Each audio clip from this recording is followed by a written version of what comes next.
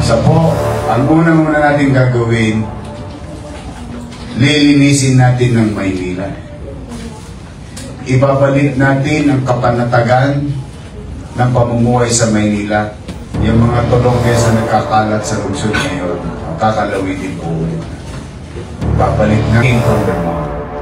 Nangadugyot ulit ang Maynila ngayon.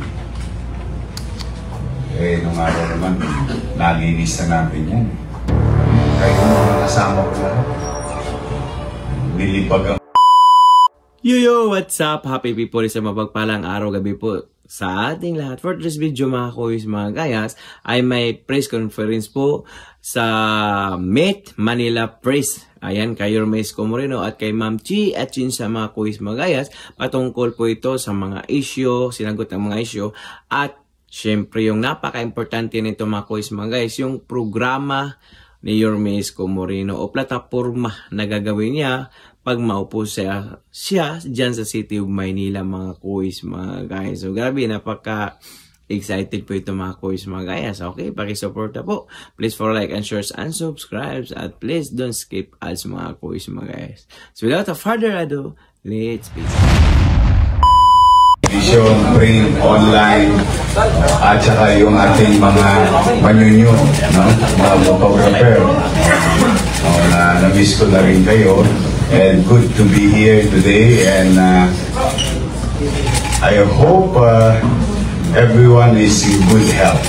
And again, thank you for this opportunity to the organizer of the Manila Meet the Press. Ay maraming salamat sa inyo. Inimbitahan nyo kami dito ni partner ko na si Chi Atienza. Again, good morning. Alright, so let's start the ball rolling. Unahin ko na, habang nag-isip siguro kayo ng question. Mayor na awarded ng Manila bilang most competitive city sa Pilipinas sa Department of Trade and Industry, 8th Regional Competitiveness Summit noong term nyo. Ano po sa tingin nyo ang mga pinaka-epektibong programa o polisiya na nagbigay daan dito at kung mabibigyan kayo ng pagkakataon, paano nyo ito ipagpapatuloy or palalawakin pa? But if you remember, a few months after I assumed the office of the mayor, immediately we reorganized the business permit process at doon na-create through the help of Mr. Levy Pacundo and Atty. Paul Vega and si EDP head Palileo na-create yung boss, no? Yung one-stop shop. And that also addresses the ARTA request to implement ease of doing business in the City of Manila. Na-launch kagad natin yun immediately after a few months assuming the office. And that triggers the growth of numbers of business and the comfort of doing business in the City of Manila. One of the challenges of the City of Manila noong araw, hindi ko lang alam yung ngayon, but yung habit of the zoning division. I've been hearing at the time that the zoning is giving hardship sa pag-issue ng zoning permit ng mga negosyo.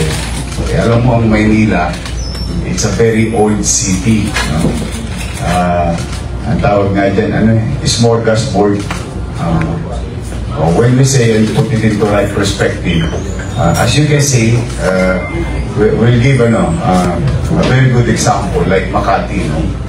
When you do the Ayala Avenue, makikita mo, Makati Avenue, lahat puro businesses.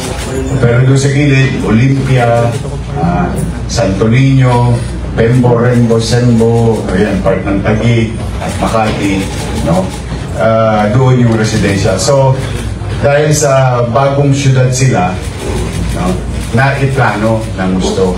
Kaya yung mga negosyo at tirahan magkakahiwalay. In the case of City of Manila, as we all know, no? Talagang very complicated. We grew up having and recognizing good of our citizen. No? Paano yun? Halimbawa, bahay niya o residente, ano? O tapos second floor, tirahan niya, sa baba, tindahan niya. O, na kung pahirapan ng zoning yun, o, hindi yun maaprubahan. Kasi ang zoning niya residential. Kaya when I assume, and I promised this in 2019 to the business sector, that we will liberalize ease some rules in doing business in the city of Manila. And that includes the FAR or floor area ratio, yung zoning, and so on and so forth. Through that, sa awa naman ng Diyos, no? Through the help also of other department heads at the time, under our leadership, the city of Manila, from regular 20-30 billion worth of business or investment coming in, no? In the past year, on my first year, it grew at 120 billion. So that is 500% times regular. The same manner, kasagsagan ng pandemya, 170 billion. Yun naman, hindi ko naman ma-achieve yun nang walang tulong ng mga kasama kong City Hall employees. Pinagpapasalamat ko din naman na sa kanila. At ngayon, natutuwa naman kami na yung mga ahensya ng gobyerno sa nasyonal at organisasyon, mga mandated organization, business organization, binigyan ng maraming parangal ang lungsod ng Maynila. And that creates opportunity for our people. Yun naman, nagkaroon ng maraming trabaho sa lungsod. Tangan nga lang, talagang tumama yung pandemya. But we're very happy and humbled with the recognition of organization and national government at that time. And thank you very much for that.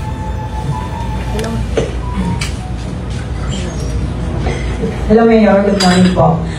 Sa Cities and Municipalities Competitiveness Index 2020, nanguna ang Manila sa infrastructure at overall competitiveness. Ano po ang mga flagship infrastructure projects na sinimulan ninyo noon na hanggang ngayon ay napapakinabangan pa rin po ng Manileño? Ayun naman, well, thank you again, no? But kasi nung Abente, halos magsimula na yung pandemya, no? Na talagang paputok na noon.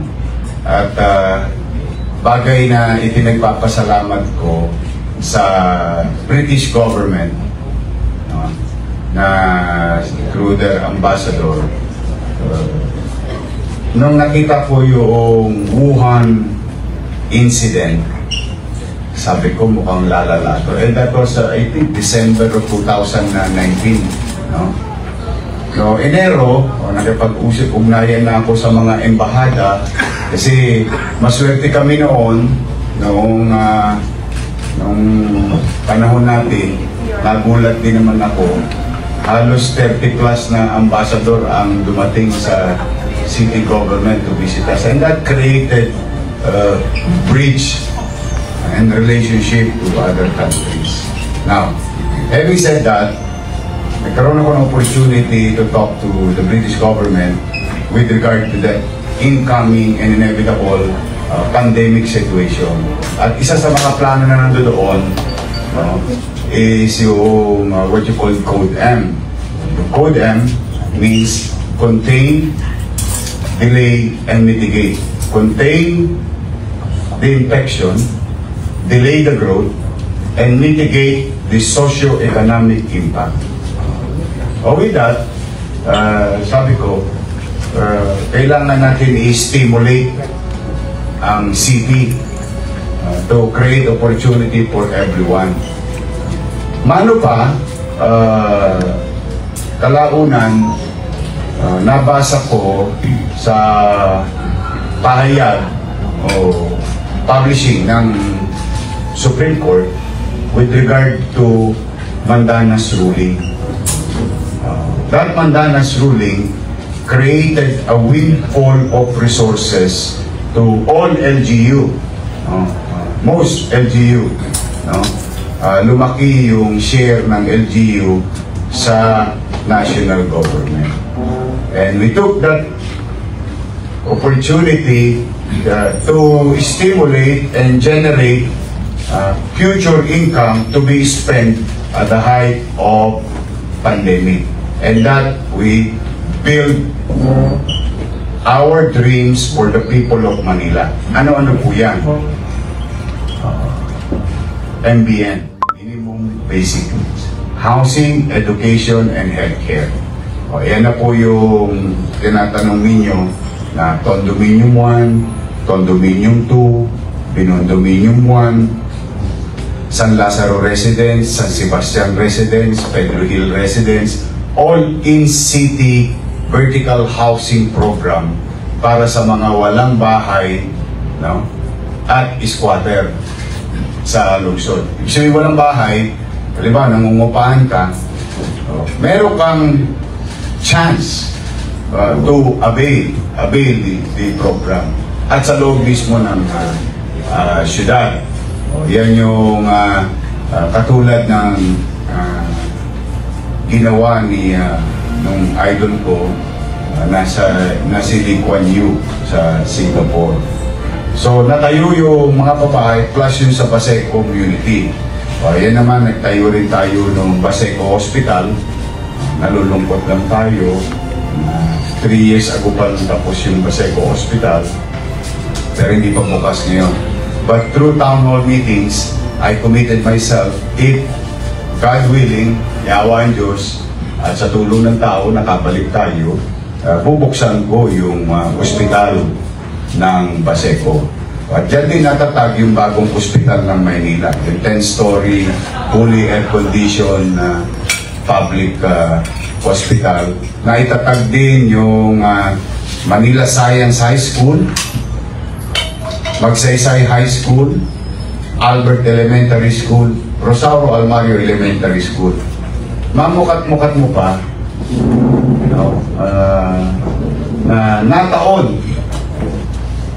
No? Talagang pagka naplano mo ng maayos talagang yung future, yung katulad ng tanong mo, na hanggang ngayon ay napapakinabangan. Tingnan po ninyo, nung araw, nagka-cancel tayo ng klase dahil sa ulan. Ngayon, malala na sitwasyon. Nagka-cancel na tayo ng klase dahil sa init. Yung ginawa natin mga paaralan, no? Lahat air-condition. Manila Science. So, just what if, halimbawa lang, yung 100 plus na eskwelahan sa Maynila na pag pinapatakbo ng pamahalang lungsod ay fully air-condition. Baka Maynila lang ang may klase kahit tag-init kasi malamig sa loob ng paaralan. Yun yung mga aspiration natin. Yun yung mga pangarap ko para sa mga anak ng mga nanay, tatay, at apo, apo ng mga lolo't lola natin na nag-aaral sa pampublikong paaralan. To make our educational system or facility to be competitive and at the same time at par with private schools. Tapos, katulad naman yung mga tinayo nating condominium, 42 square meter, livable space, 2 bedroom, may banyo, may kusina, may sala, na minsan ang kwentuhan, mas malaki pa sa SMDC, mas malaki pa sa Deca Homes, pero masaya naman ako para sa mga beneficiaryo. Napapakinabangan ba yung mga ginawa natin? Siguro po, kayo naman mga mamamahayag, siguro you can go around the city to prove of what I'm going to claim na ito naman talaga pong napapakinabangan magpasa hanggang ngayon. Diba, imagine mo, oh boy, dati squatter ka, katulad ko, ngayon pipindot ka na lang ng elevator. 15th floor, please. Kumbaga, na itaas mo yung antas ng pamumuhay ng ating mga mamamayan. Bagay naman na ipinagpapasalamat ko rin sa mga taga-Maynila na nabigyan ako ng pagkakataon na maging alkalde ng ating lungsod. Magandang umaga po, Mayor. Kung 2021 po ay kinilala po ng Philippine Chamber of Commerce and Industry yung Manila bilang most business-friendly local government unit. Ano po yung pinakamalaking hamon na inyong hinarap sa pagsiguro na ma-achieve yun? And paano nyo po ito na-resolve, Mayor? Digitation.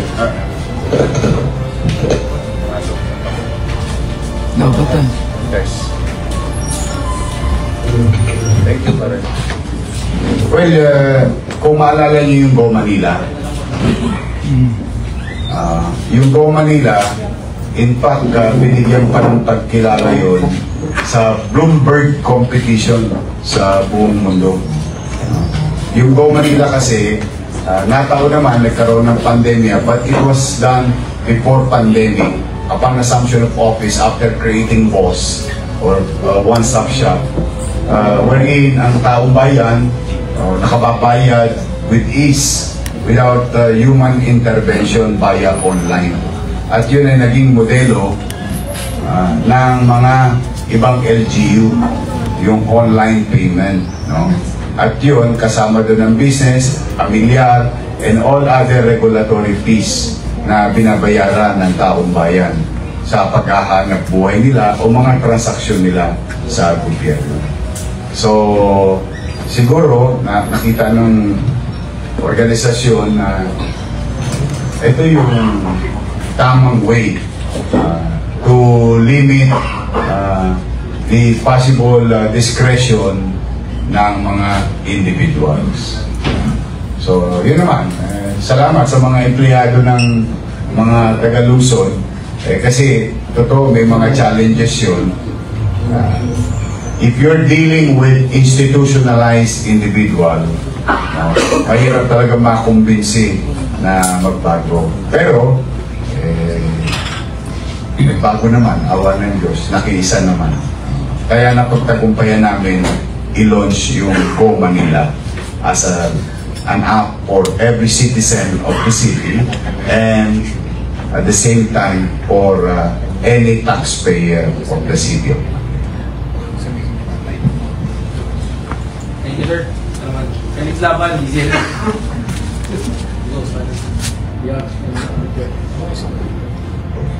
Magandang umaga po, Yorme. Felix Laban po sa DJN. Ang Manila po ay tumanggap ng maraming parangal noong taong 2021 Digital Governance Award, kabilang na ang Best Customer Empowerment at Best in LGU Empowerment. Paano po ito nakatulong ang digital initiative tulad ng Go Manila App sa pagpapabuti sa serbisyo sa lungsod, at ano pong mga plano ninyo sa digital governance na ito? Napapansin ko sa inyo, parang research na research kayo. Mukhang ginugol nyo na ako. Manila Press yun,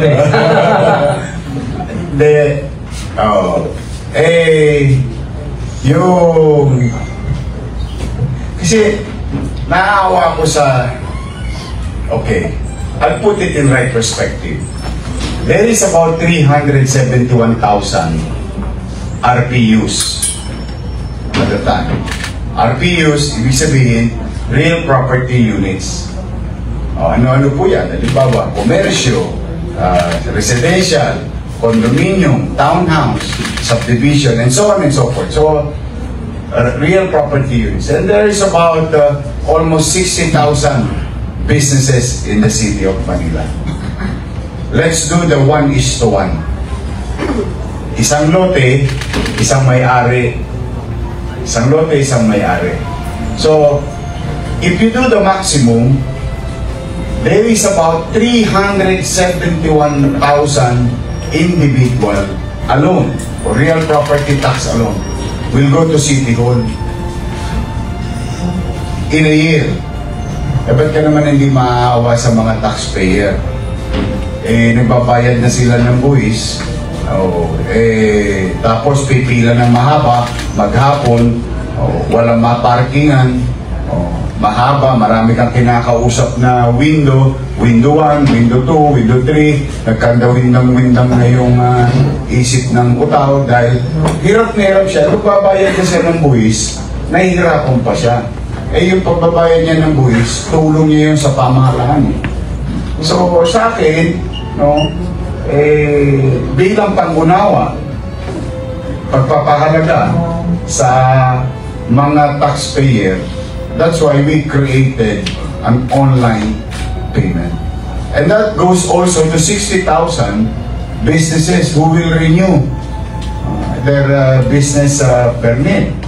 Magbabayad din yun ng mga buwis o regulatory fees. So at the very least that we can do, thank you, Pare.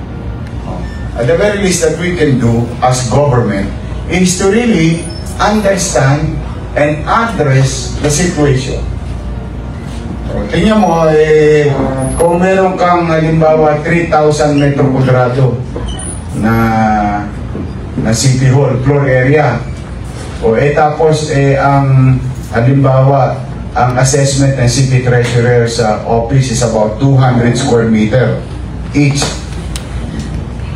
How can you pick 371,000 divided by the 365 days, most likely 1,200 taxpayer every day. If every day, quarterly yan nagbabayad. So when you do that, you divide 371,000 in 4, that will, there is some of the numbers is the people who will go on a particular and specific time of the year or season of the year. Kawawa naman yung taxpayer. At na kayo naman, naging testigo rin for so many times. Pagbayaran na ng buwis, di ba? Ang haba ng pila sa city. Kaya ako naman yan na digitize talaga naman. Yun lang para iparamdam sa ating mga mamamayan, yung mga nagbabayad ng buwis, na ito ang ginagawa ng pamahalaan para maginhawa ang pagbayad nila at pagtulong.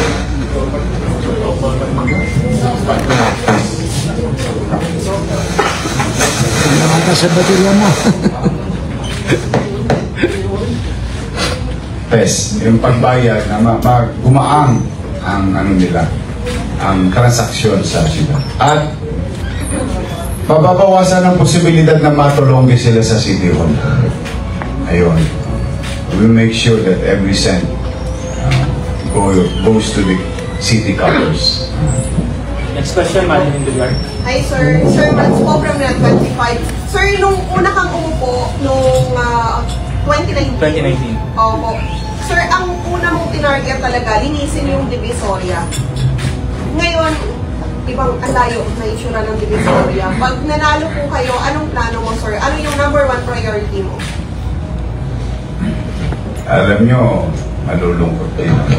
Kaya kasama ko si Chi. May-ikot kami since October 9. After filing, we conducted the town hall meeting. Ang isang inirereklamo ng mga taga-lungsod ng Maynila talaga. Nakakalungkot man, but it came from their mouth. Nangadugyot ulit ang Maynila ngayon. Nung araw naman, nalinis na natin yan. Kayo mga kasama ko lahat. Nilibagan ko talaga yung Maynila. Pinaliguan dito, pinaliguan doon. And we put things in order. Now, to the people of Manila who are watching and listening right now, with regard to the question na dumudumi ulit ang Maynila, pumanatag po kayo, may awa ang Diyos, sa tulong po ninyo, lilinisin po natin ang lungsod ng Maynila. Question, Jim Sansoy.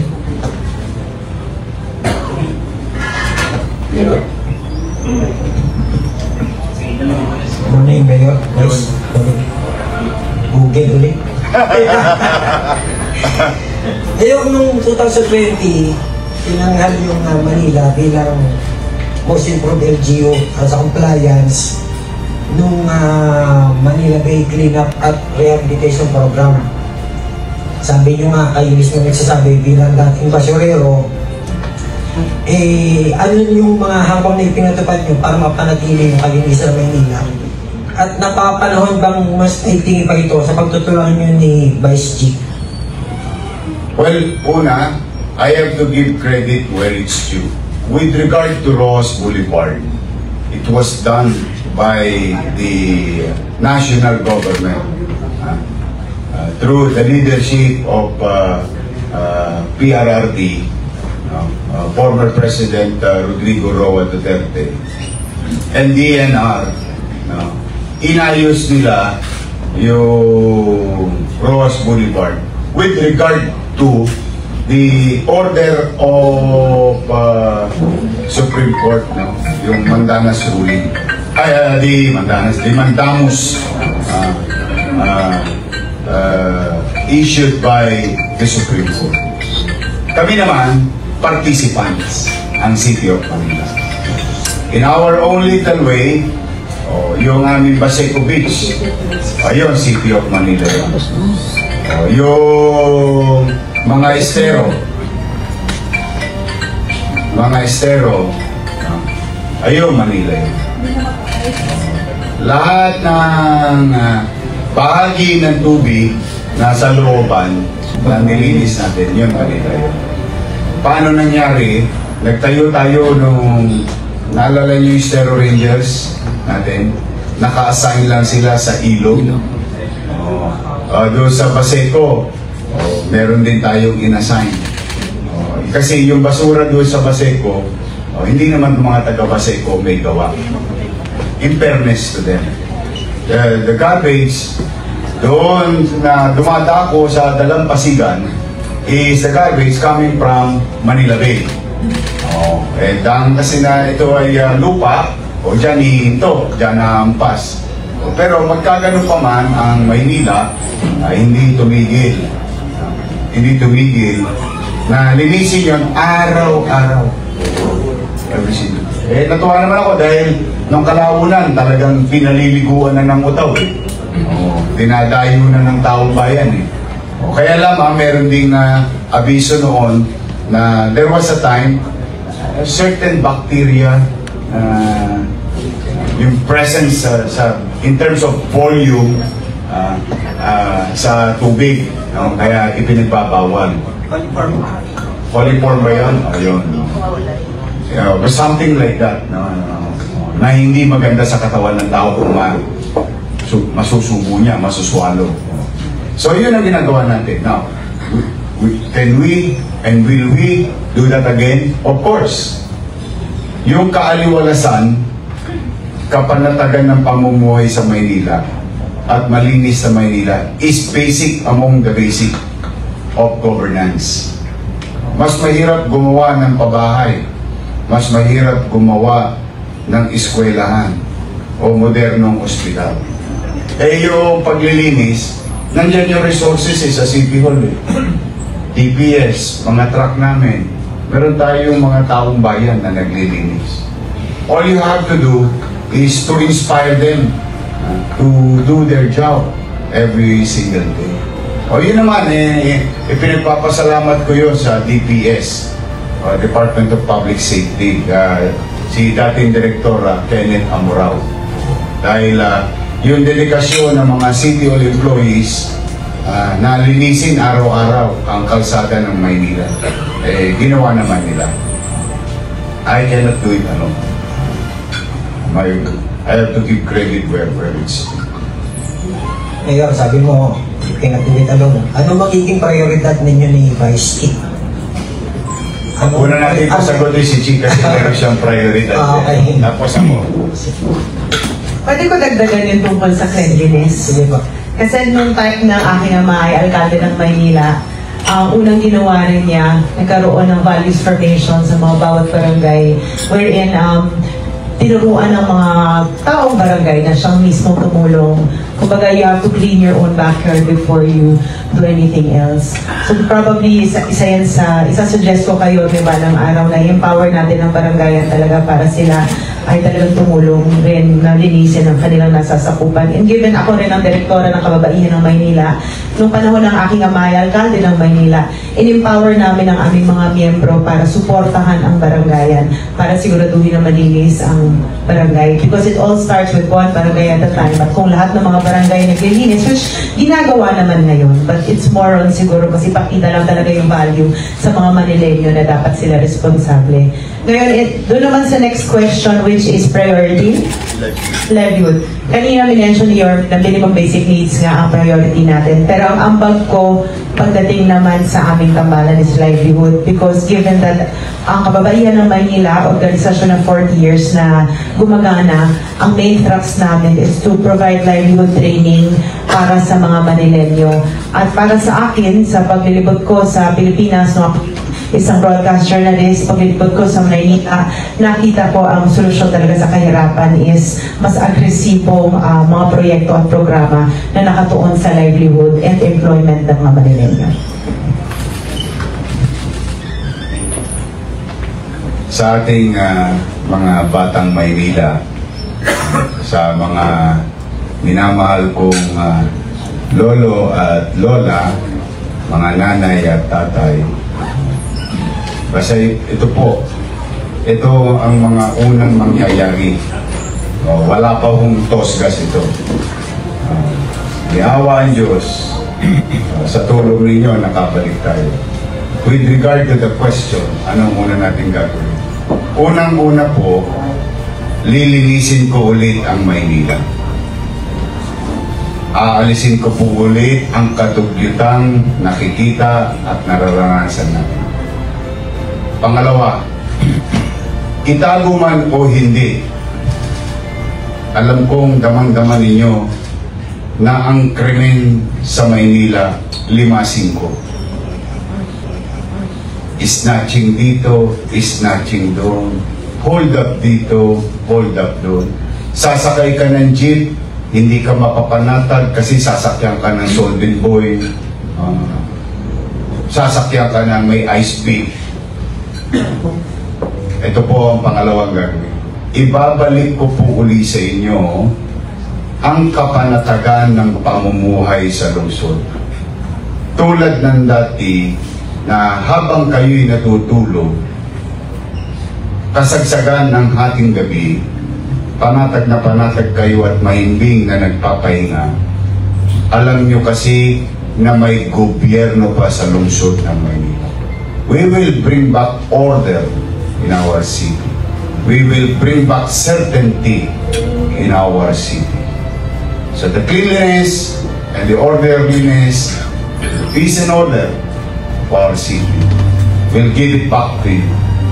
And we will pursue what we call the minimum basic needs. Pagpapatuloy po natin yung mga bagay na nasimulan na po natin. Ang pagtatatag ng kasiguruhan sa panirahan, ang ating mga in-city vertical housing. Ang mga ospital ay may gamot. Yun po, ibabalik ko po ang gamot sa health center. Ibabalik ko po ang gamot at kakailanganin ng isang pasyente sa ating mga ospital. Babait po muli ang ating mga ilang medyo konsumidong healthcare worker. Opo, pangingitiin ko po ulit sila. We will give them inspiration for us to do our job better.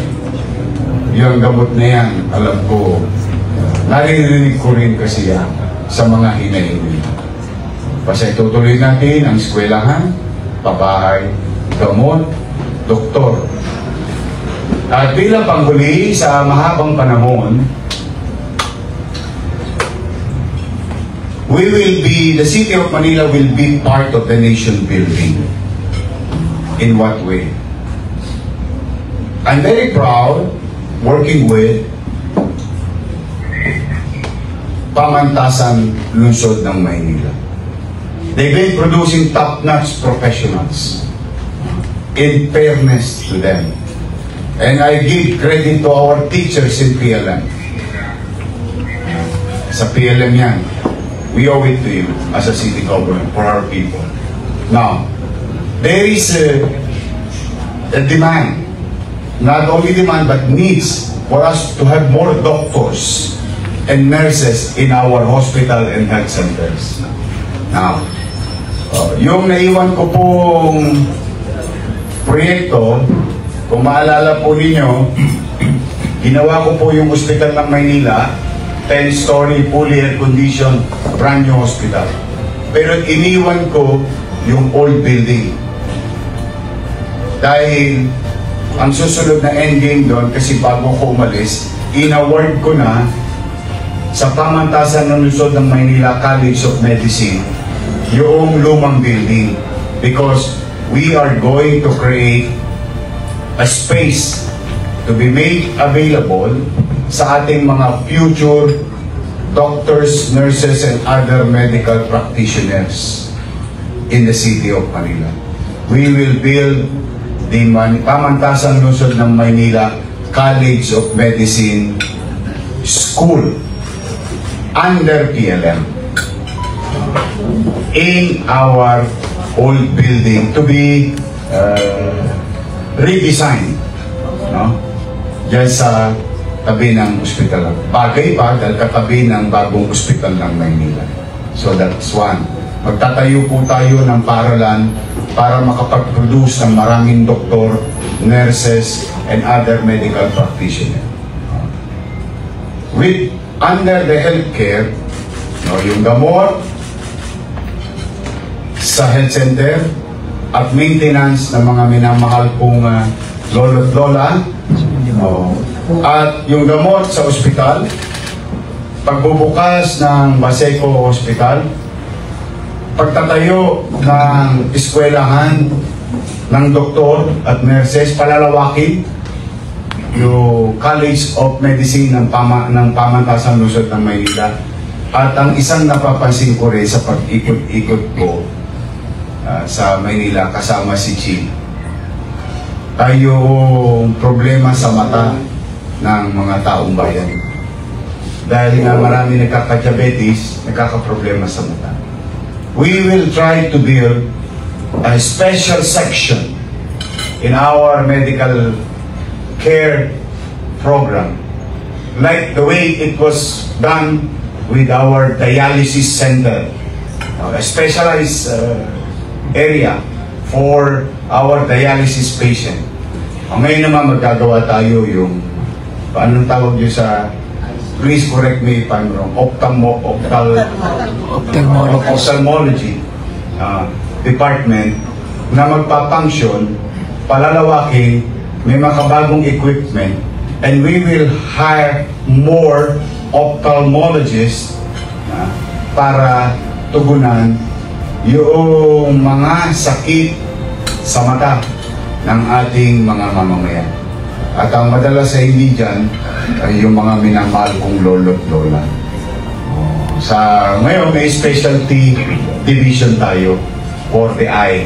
Dati, meron na tayo special division for dialysis patient. So these are the things with the healthcare, the housing. The housing will continue.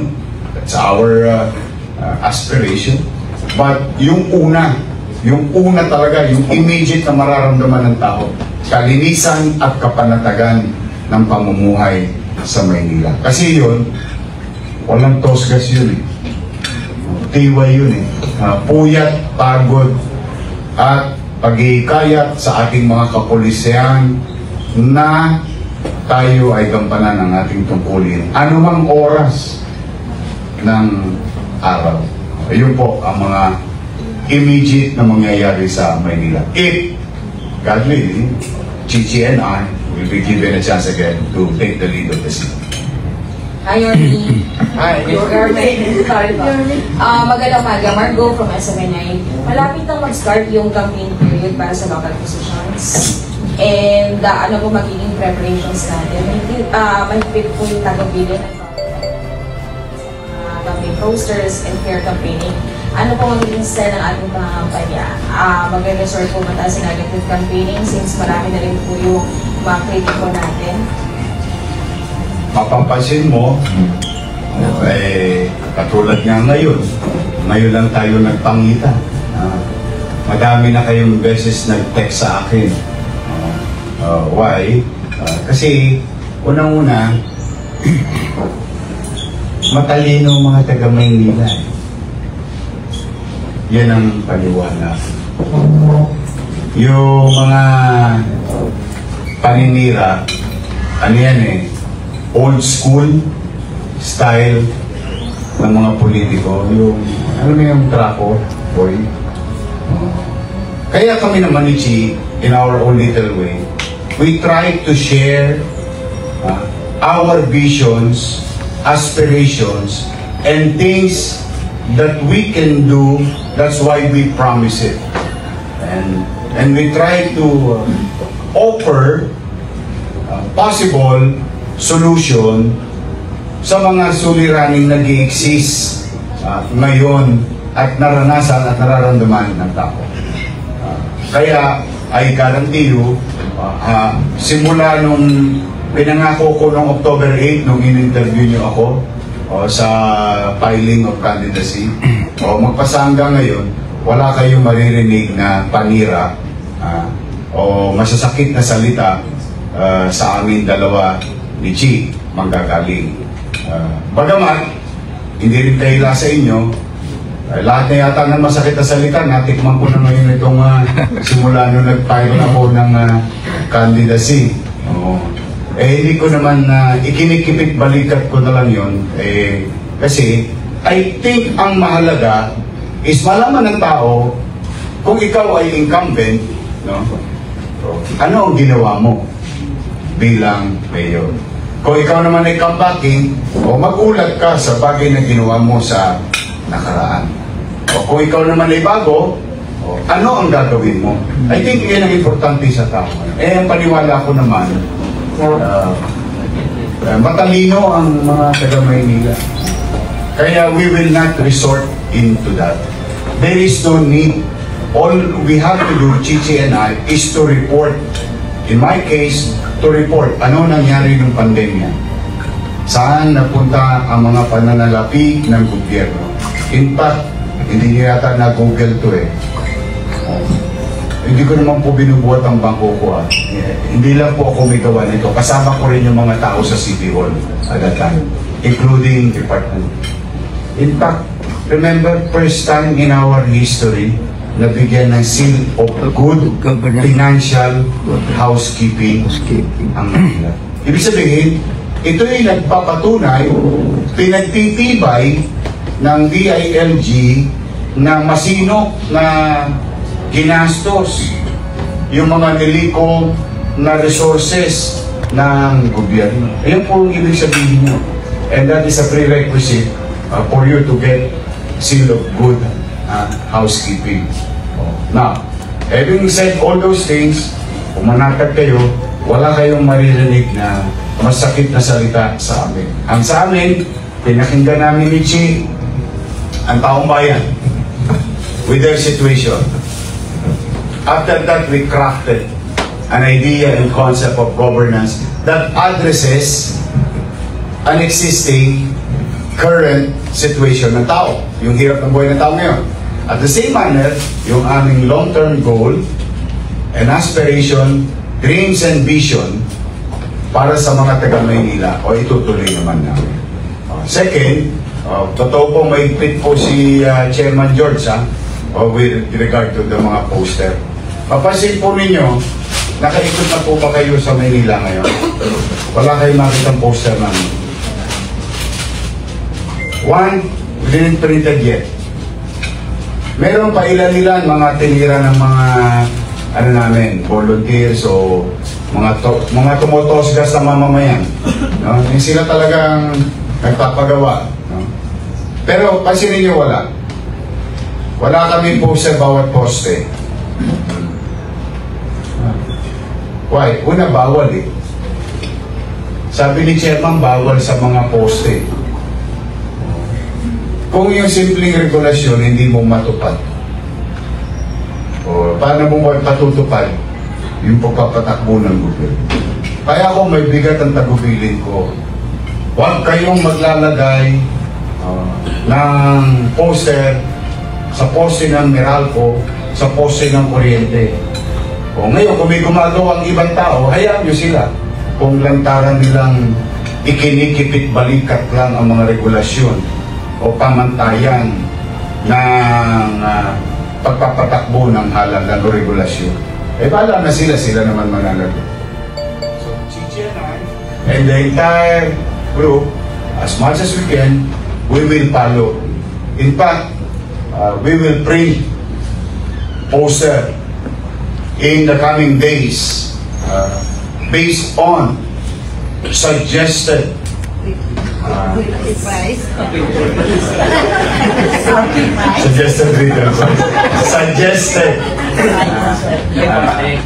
rules by the Commission on Election. Suggested retail price, SRP. Opo, pasin yan.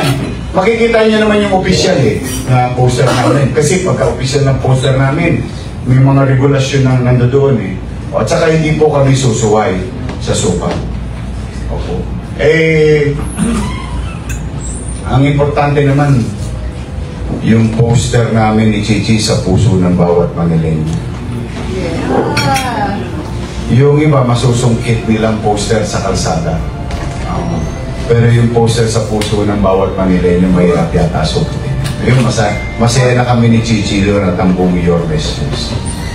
Yun naman ang aking pinagpapa sa Diyos na huwag masungkit ang mga poster namin sa puso nila. Susunod kami at garantisado, ayan, tagtag ng camera rito. Wala kayong maririnig na mas sakit na salita o panira. Bagamat, ako ang kanilang almusal, ako ang kanilang tanghalian, ako ang kanilang hapunan. Pati yata ngayon sa pulutan, ako na ang pulutan. Okay lang.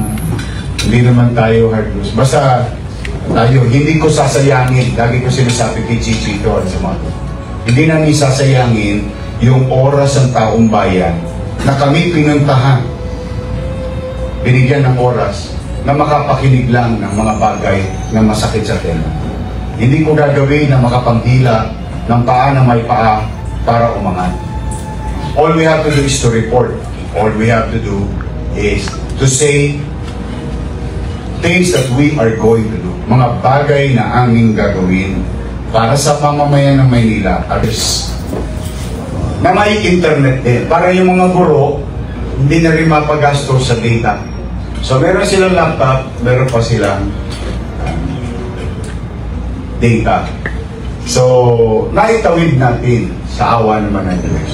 Naitawid natin ang pag-aaral ng mga batang Maynila noong pandemya. Now, in future tense, that's why we are building, in-upscale natin yung construction ng public buildings, public school buildings natin. Kita nyo naman, di ba? And that we will adapt also to technologies. Para katulad nung itinayo nating science lab, math lab. May tinayo tayo bago ako umalis, naka-anim ako na mga laboratory na may science club, may mathematics club, or laboratory para sa mga public school. In fact, even when I was Vice Mayor then, we built so many speech lab. And one of those is yung Manila Science at the time. So we will continue to innovate in our public education system dahan-dahan as we progress. Pero at least, salamat sa Diyos, ang Maynila ang naging ponente o naging giya o naging modelo ng online education system at the time, at the height of pandemic. Mayor, si Ed Reyes po sa People's Tonight. Nabanggit nyo kanina na nakatulong sa inyo mapagtagumpayan yung mga nagawa nyo doon sa mga opisyal at kawaniang lokal na pamahalaan. Kung makakabalik po ba kayo, ibabalik nyo rin po yung mga opisyal at tinanggal ng kasalukuyang administrasyon na dati yung mga kawan. Ano naman tayo meritocracy. Ibig sabihin, pag magaling, Ed, I think you've been in the City Hall for quite some time. Napansin mo naman dyan, Ed, marami dyan institutionalized. But during my time, mapapansin mo, ATABS ni Lim, ATABS ni Lito, ATABS ni Era. Ibig sabihin, mga bata ni Lim, bata ni Lito Atienza, bata ni Era, pinagkukuha ko. Hindi kaila yun sa mga, kabisado nyo City Hall. Pinagkukuha ko. Sino yung mga pinagkukuha ko? Yung mga magagaling. I always set aside politics in choosing individuals or professionals to be part of government based on merit. Lagi. Pag magaling, kukunin natin. Kasi talaga namang may mga magaling sa mga nakaraang administrasyon. Pag mayroong magaling dito sa administrasyon na ito, makikita ko naman yan yung performance ay kukunin din natin. Whether luma, mas luma, bago o mas bago. But it is not based on kung sino yung amo nila. It is based on kung ano ang ginawa nila bilang department head. Sa housing program po, itutuloy niyo po ba yung Binang Dominion 2? Ang galing mo, Eda. Pangarap ko yun. Totoo. Alam mo bakit? May natira pa dun Nakita mo? Yung isang pangkanto, may... dalawa pa pala. Dalawang bloke pa ng squatter. Kasi isang bloke pa lang ang natira natin na ilipat natin sa ayos. Ang ano ko doon ang endgame, umabot hanggang Pasig River. Kasi yung squatter hanggang Pasig River. Gusto ko naman, yung mga kapitbahay nilang umangat na yung buhay, umangat din ang buhay nila. That's why, mapapansin mo yung katabing giniba ko. Bago ko giniba, tinayo ko muna yung binondominium. Sabay giba sa kanila. Inangat ko sila doon sa taas. May bakanting lote. Yun na yung susunod na binondominium 2. Tapos, giba ulit, lipat, binondominium 3. Bakit ganun ang facing parang Lego? Kasi marami doon nag-aaral sa Pedro Guevara, Almario, Abad Santos High School, Rasoliman High School, para hindi ma-disenfranchise ang pag-aaral. At marami doon nagtatrabaho sa Binondo. Nag-aanap buhay sa Kuliglig, tricycle driver, budigero, karitela, kariton, doon. Kaya ayaw ko ma-disturb plus yung health center, yung hospital. So, kaya ang mangyayari, yun ang endgame. Binondominium 2, Binondominium 3, Binondominium 4. Piyahit-piyahit lang. Para, yun, bandang muli, alam mo, it's a 30-year problem.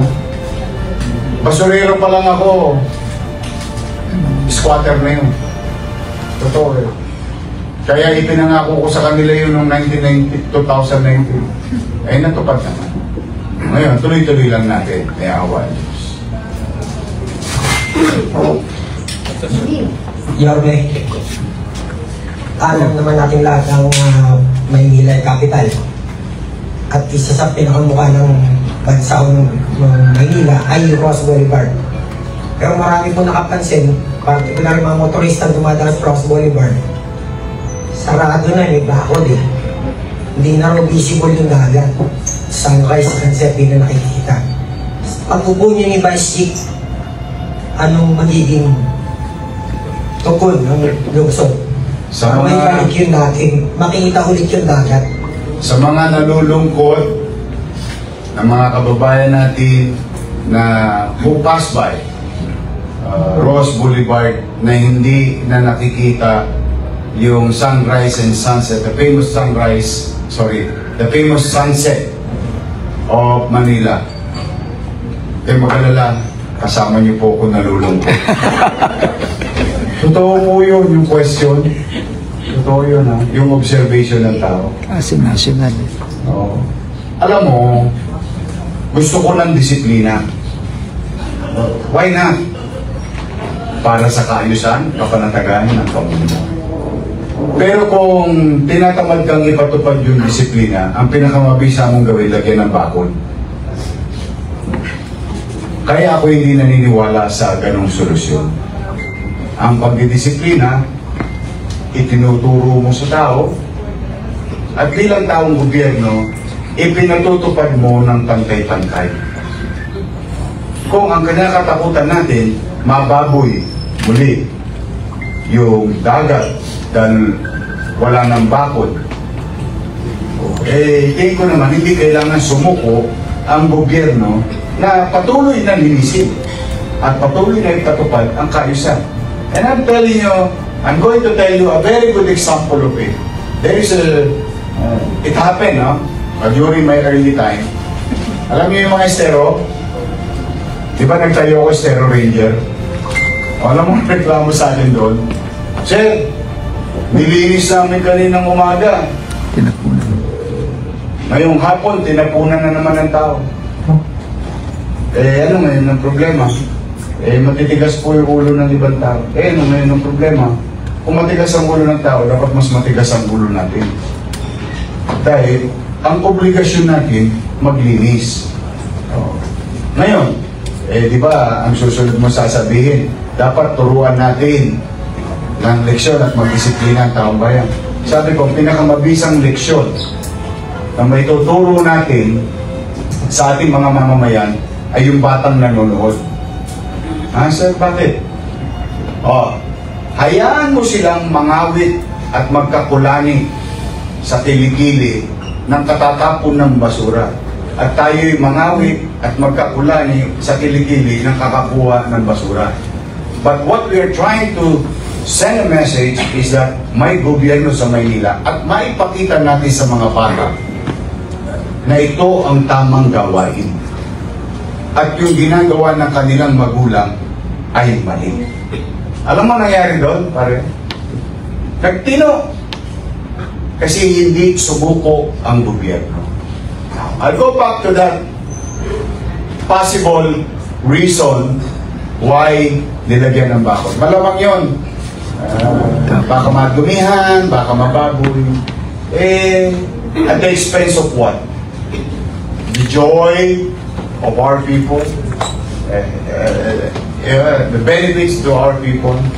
I think I'll try to talk with senses with the national government. It has to be made available to everyone. Kailangan maibalik natin yan sa taong bayan. Tapos, kukulangin sila ng utaw sa pagpapatupad. Tutulong naman ang lungsod ng Maynila, ang pamahalaan. It has to be open. It has to be made available to everyone to see the beautiful sunset of Manila Bay. Hi, Mayor. Hi, Yorme. Bangchi. Naging champion city ang Maynila sa Global Mayor's Challenge ng Bloomberg Philanthropies noong 2021. May mga winning initiative ka dito. Ano po ba yun? And kaya ba yung maulit? Kaya bang maulit? Should you be in power again? Una, nagawa nga dati, hindi na imposibleng gawin ulit. Tingin ko yun. We will do our best. Chichi and I, and the entire Yorme's Choice, will do our best to bring back those programs na pag kinilala ang mga ahensya ng gobyerno, organisasyong lokal at international. We'll do it again. Nobody will be left behind.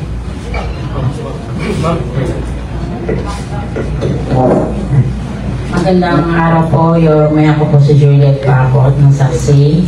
Ito po ang aking huling katanang. Sa 5 mayoralty candidates sa Maynila, isa po ay sa may mabangong pangalan at hindi may kakailang gustong ibalik na Manileño bilang alkalde. Pero isa rin po sa masigasig mangligaw si Sam Bersosa na may patutsada po na siya talaga ang tumulong noong pandemya. Ano po ang masasabi niyo tungkol dito? Here we go. I think kayo na lang ang sumagot sa tanong niya o sa claim niya. Hayaan ko na lang ang tao sa lungsod ng Maynila ang sumagot. Kasi mahirap pasinungalingan yung hindi mo maluloko yung 700,000 families sa Maynila na nakatanggap ng buwanang makakain. Ang mahirap, middle class, mayaman. For 8 months. Ayun na lang siguro. Hayaan ko na lang ang taong bayan, ang mga taga-lungsod ng Maynila. Matatalino naman ang mga taga-Maynila. Hello, Yorme. Magandang araw sa inyo lahat. Bilang isang batang Maynila katulad mo, noong panahon mo, matanong ko lang, nakatanggap kayo ng food box? Siyempre, pati yung kapitbahay namin. Partly, kaya yung ayuda. Bata Maynila rin po, taga-Tambunting yan. Kaya alam mo yun. Tambunting ka ba? Tambunting yan, Yorme. Yorme, nung panahon nyo, isa sa mga one-strike policy, yung mga MTPB. At pamoso ang nakalagay sa likod nila na no to kotong. Ako bilang isang motorista rin, tsaka isang driver, sir, napakasakit sa tenga na naririnig, madayo ka ng ibang lugar, na pinakatalamak daw mamotong ngayon ay ang mga MTPB natin, na noon ay pag sinabi mong bawal ang kotong, napakapamoso po nila. Ano pong gagawin nyo dito sakaling may balik po kayo sa CTO ni Ma'am Chi? Yes. Pare, ikaw bilang batang Maynila, may balik ko lang saglit yung tanong. Kayo, kung sino man ang... Noong panahon ko ba bilang mayor, nakaranas kayo ng kotong? Wala. Etong 3 taon, nakaranas kayo ng kotong? I think that answers your question. Kasi nung araw, hindi perfecto yung organisasyon. Gusto ko lang ilagay sa tamang perspective. Alam mo, human being yan eh. Ang tawag yan eh, sabi nga, tukso, layuan mo ako. Remember, meron ako mga pinili nung araw. Pag violators, ang hihingin mo, lisensya. No talkies. 2 things that you should do. If you feel first time offender at mukha namang matinong nakipag-usap, dalawang gagawin mo. It's either pabayaan mo, patawarin mo, o sabihan mo, or tikitan mo. Ganun lang. At maraming beses ko kayo nakasama, sumusugod ako sa kalsada, di ba? Iniispatan ko talaga. Pag inireklamo na sa Facebook ko, sa Messenger, hindi ko sa front page, no, sa Messenger. Nyanyanggaan ko na yun sa kanto. Dito, may nahuli ako, toll gate eh. Dito ako nakaparada, eksakto. Yan sa Suliman. Nakapark ako dyan eh. Dalawa kami ni Letlet. Nagpalit ako ng chikot. Nasa harapan ko yung MTPP. Hindi niya alam. But naka-private kami kasi nireklamo sa akin ng mga trackers. Kasi meron palang toll gate sa Ross Boulevard. Lagay. Naghahanap ako nung Nyumanyanga. Yung barrier. Kasi ang talaga sir, parang may toll gate na po sa Ross Boulevard. Ano po yun? Yung pala, ninyanyanga yung Chape. Nyanyanga. Hindi, sandaan. Piso. Sandaan. Nyanyanga. Gaganon. Promise, sorry hindi mo ko lang. Hindi naman ako makapaniwala. Oh, sorry pare. No. Hindi naman ako makapaniwala. Siyempre, ang hirap paniwalaan pinagtitino ko Kaya nga inilagay ko Para pag nangungutong, mababasa nung nakutongan, kala ko ba nakutong? Anyway, to cut the long story short, dininig ko yung reklamo. Pinuhunanan ko ng oras. I think that was about 11 p.m. Nakanyangga kami ni Letlet noon, no? Kita namin Rose Bowl. May nyumangga. Hindi nila alam, may pulis na ako doon sa may Pedro Hill. May pulis na ako nakaabang doon. Kasi, uuhulihin namin yung truck na nagbigay. At tatakmahin namin dito yung MTPP na Nyumanyanga. Boy layup. Layup. Si Boy layup. Layup. Nahuli namin. After that, nagtinulahan. Sabi ko doon sa truck driver, huwag kayo magbibigay. Hindi mo naman masisi, tinatakot. Nagtitino. Yung nahuli ko sa... Nako, bumalik na pala sa city ulit ito. Nabalitaan ko. Naalala niyo yung nahuli ko actual na mamotong sa terminal sa post office? Sa Loton. Sa Loton. Di ba? Actual yun, ano? Sa bus. Nasa city o Noble. Nako. Tinanggal ko na yun Tumaas position? Alam mo bakit? Di ba remember sinabi ko sa inyo lahat? One strike policy. Okay Kaya lamang, hindi ko naman dinidelay yung strike.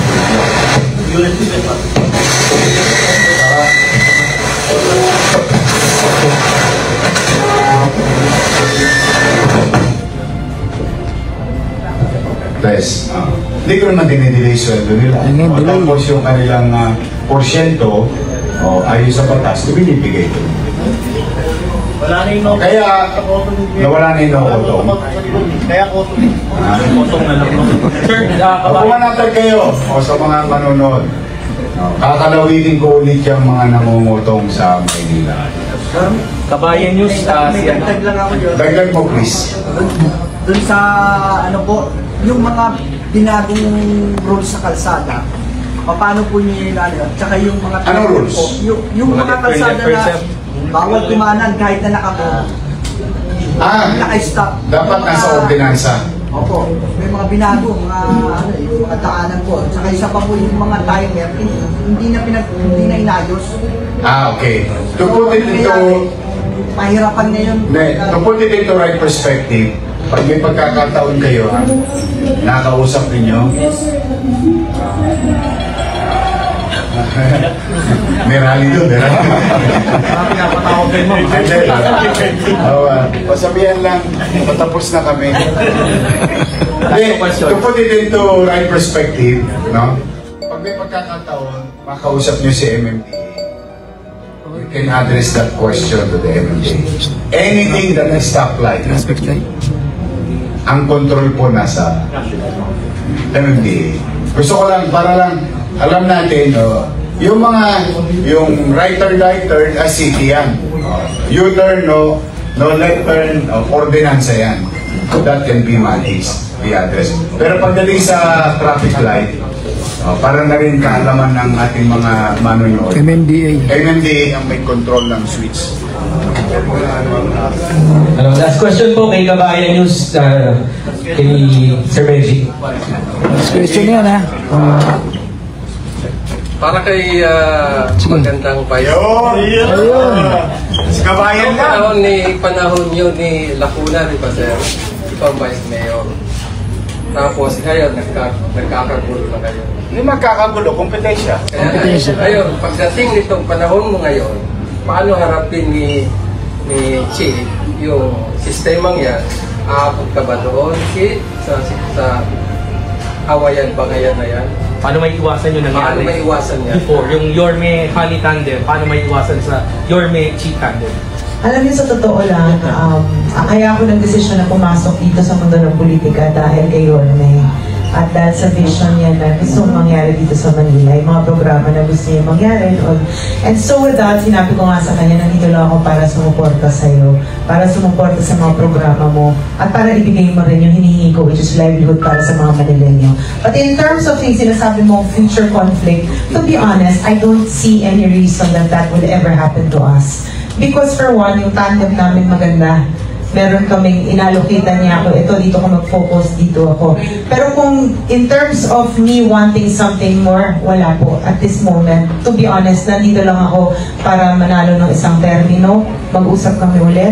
Kung masaya siya sa akin, masaya pa rin ako, kaya ko, then we'll proceed. But to look at it that far, I am not there. And I don't think that will ever happen. Because more than anything, you're best my friend.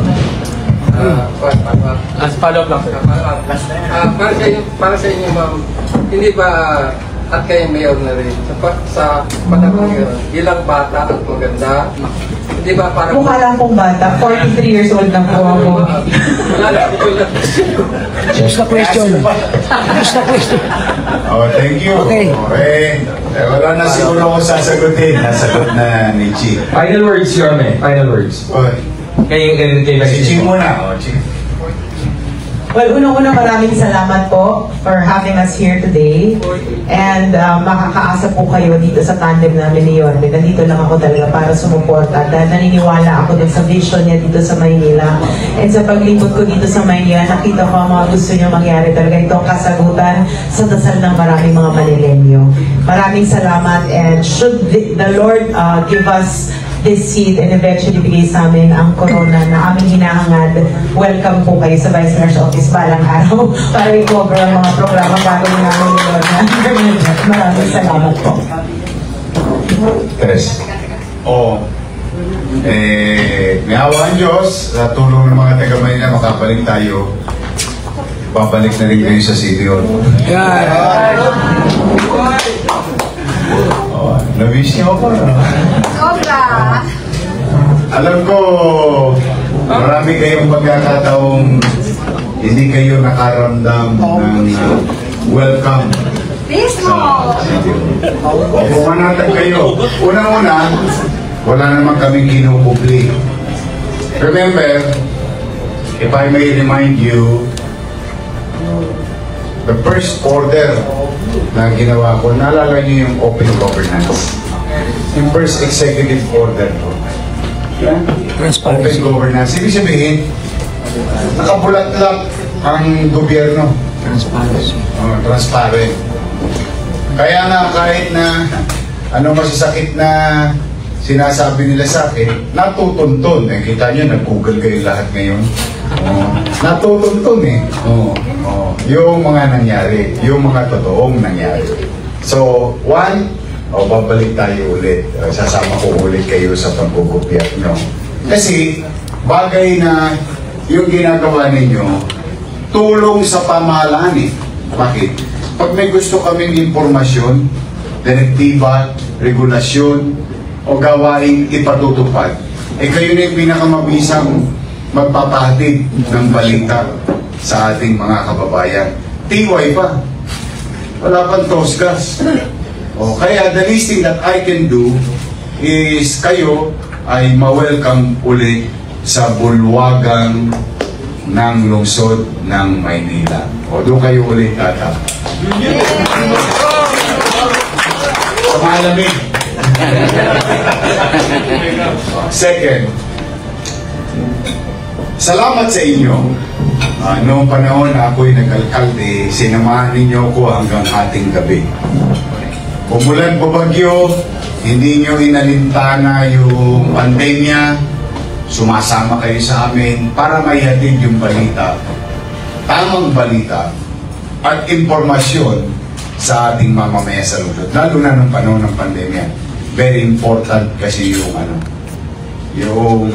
information. Yes. Kaya thank you very much. Pangatlo, sana, pagka na-destino kayo, o limbawa sa Maynila talaga kayo, huwag yung kaming kalimutan ni Chia. Sayang naman to eh. May mga tasik kwenting dito pagka binila. Batang may, ang dami kasi batang Maynila dito eh. Anyway, biro lang. Sa ating mga taga Maynila, sa ating mga taga Luzon, may awa ang Diyos sa tulong nyo na kami ni Chichi nagtagumpay. Basta po, ang unang-una natin gagawin, lilinisin natin ng Maynila. Ibabalik natin ang kapanatagan ng pamumuhay sa Maynila. Yung mga tulongges na nagkakalat sa lungsod ngayon, kakalawitin po ulit. Ibabalik natin ang gamot na ginagamit ng mga may sakit sa health center at sa ospital, at yung maintenance ng aking mga favorite ko yan, mga sport sa akin yan eh. Yung mga lolo at lola ko, mga senior citizen sa mga mag-aaral, patuloy ninyo matatanggap ang inyong allowance. Sa mga PWD solo parent, patuloy ninyo matatanggap ang inyong mga allowance. At ipagpapatuloy natin ang mga gawaing pabahay, kalusugan at paaralan. At muli natin pasisiglahin ang paghahanap buhay sa lungsod ng Maynila. Hihikayatin muli natin na bumalik ang mga negosyante sa lungsod upang nasa ganoon ang mga taga-lungsod ng Maynila ay magkaroon ng trabaho. Kung ano ang nagawa natin noong una, ipagpapatuloy pa natin. At loobin nawa ng Diyos na magkaroon tayo ng resources na mas maayos. Kung nagawa natin yung ganun sa pandemya, baka madoble pa natin yan with available resources sa mga darating na taon. And bilang panghuli, pumanatag po kayo, ang kontrata po natin 9 years. Yes!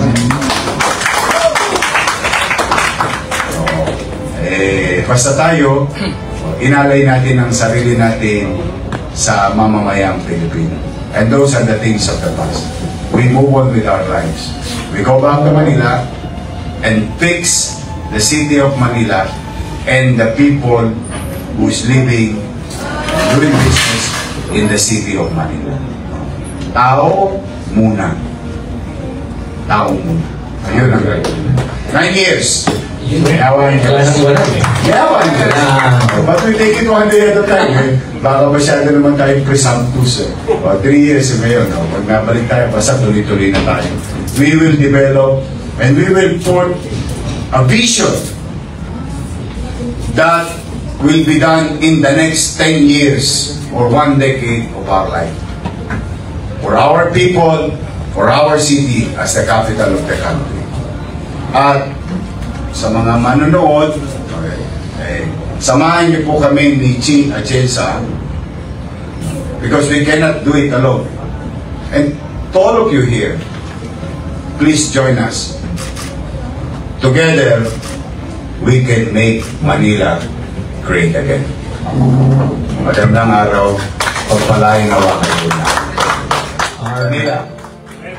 God first. Thank you. Alright, thank you so much, Yorme. Thank you so much, Vice Mayor Candidate Chi Atienza. Thank you for being our one of our first guest dito po sa Manila Press. Again, thank you so much, guys. This will end the... At dahil lumabot po kayo sa dulo ng ating video, kung nagustuhan nyo po, please follow, like, and share, and subscribe. At please click the notification bell para updated po kayo sa lahat ng mga videos na i-upload natin. So for now, I'm Gan Manila. God first, God bless all. Peace. Bye-bye. Our hearts beat to the city streets. We began to feel the fire. We rise like tall buildings.